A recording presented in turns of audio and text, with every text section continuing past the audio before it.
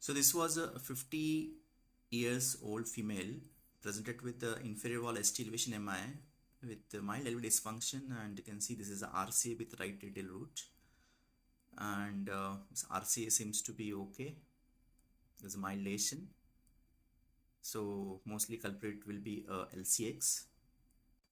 And as expected, you can see this is a left system.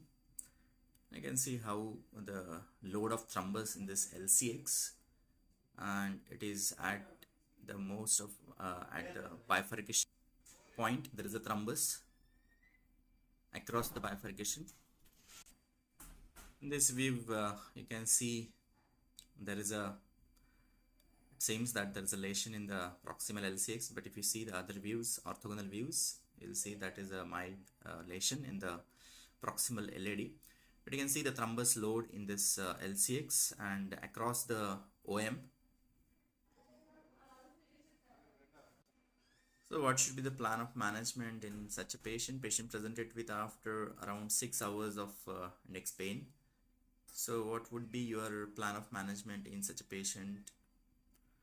Whether it is angioplasty right away, and it should be whether it is across the LCX or from LCX to OM or what, and or else put the patient on the GP2B3 inhibitor and then for angioplasty. So what would be your probable management plan in this patient? Kindly post. This was presented with inferior wall ST elevation MI, ST elevation more in lead 2 than 3, and on angiogram I'll find to have a large load of thrombus in the LCX. There's a lesion in the LAD also.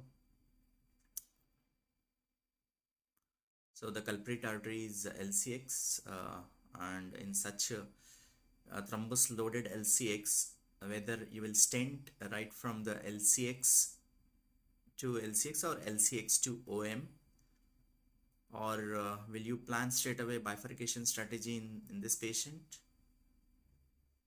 or what else you can think of in such a patient? Kindly post your plan of management.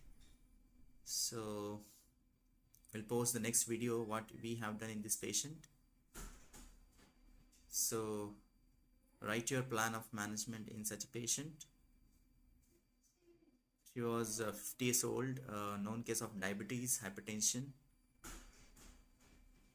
and she was having continuous chest pain when she was presented.